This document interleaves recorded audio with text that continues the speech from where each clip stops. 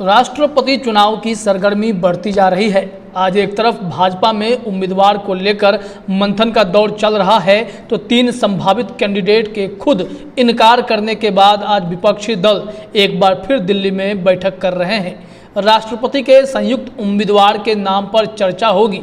इससे पहले यशवंत सिन्हा के नाम की चर्चा काफ़ी तेज हो गई है। क्या यही नाम फाइनल होने वाला है? राष्ट्रपति पद के लिए विपक्ष के उम्मीदवार के तौर पर पूर्व केंद्रीय मंत्री यशवंत सिन्हा के नाम पर सहमति बन सकती है। उनकी उम्र 84 साल हो रखी है। उन्होंने एक ट्वीट कर इशारों में रजामंदी भी जता दी है।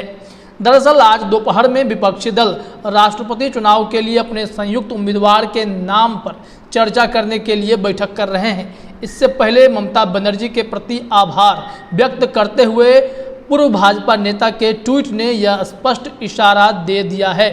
उन्होंने अपनी ट्वीट में लिखा है, टीएमसी में मुझे जो सम्मान और प्रतिष्ठा मिला उसके लिए मैं ममता जी का आभारी हूं।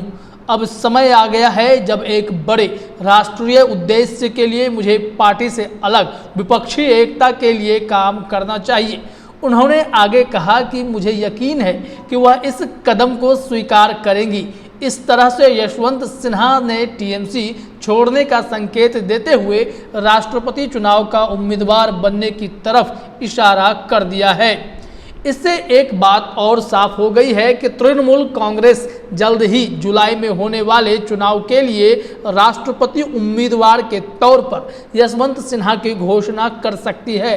यशवंत सिन्हा के ट्वीट से पहले ही तृणमूल कांग्रेस के एक वरिष्ठ नेता ने कोलकाता में कहा था कि कुछ विपक्षी दलों ने पूर्व केंद्रीय मंत्री और तृणमूल कांग्रेस के उपाध्यक्ष यशवंत सिन्हा को राष्ट्रपति चुनाव के लिए विपक्ष का संयुक्त उम्मीदवार बनाने का सुझाव दिया है।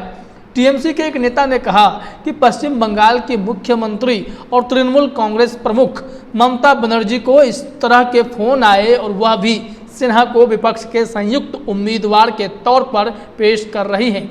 यशवंत सिन्हा अब टीएमसी नेता हैं, इसलिए हम कोई भ्रम नहीं चाहते हैं कि प्रस्ताव हमारी ओर से किया गया है। उनके नाम पर 3 से 4 पार्टियां सहमत हो रखी हैं। अब अन्य दलों को फैसला करने दें, यह टीएमसी के एक वरिष्ठ नेता ने कहा है।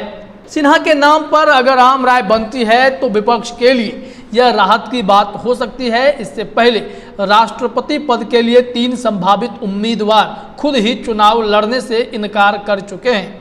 18 जुलाई को चुनाव होना है। नाम तय करने को लेकर दोपहर में दिल्ली में बैठक हो रही है। एनसीपी के अध्यक्ष शरद पवार और जम्मू कश्मीर के पूर्व मंत्री फारूक अब्दुल्ला के इनकार के बाद अब पश्चिम बंगाल के पूर्व राज्यपाल गोपाल कृष्ण गांधी ने भी राष्ट्रपति चुनाव लड़ने के लिए विपक्षी दलों के नेताओं के अनुरोध को अस्वीकार कर दिया है। बीजेपी के खिलाफ गठजोड़ को और मजबूत करने की उम्मीद के साथ पवार आज 17 विपक्षी दलों के नेताओं की बैठक की अध्यक्षता फिर कर रहे हैं। आपको बता दें कि यशवंत सिन्हा 2 बार केंद्रीय वित्त मंत्री रह चुके हैं। पहली बार वह 1990 में चंद्रशेखर की सरकार में और फिर अटल बिहारी वाजपेयी की सरकार में वित्त मंत्री थे। वह वाजपेयी सरकार में विदेश मंत्री भी रहे। आपको बता दें कि भाजपा भी 18 जुलाई को होने वाले 16वें राष्ट्रपति चुनाव के लिए एनडीए उम्मीदवार के बारे में चुप्पी साधे हुए है। चुनाव के नतीजे 21 जुलाई को घोषित किए जाएंगे। राष्ट्रपति के रूप में रामनाथ कोविंद का कार्यकाल 24 जुलाई को समाप्त होगा और उनके उत्तराधिकारी अगले दिन पदभार ग्रहण करेंगे।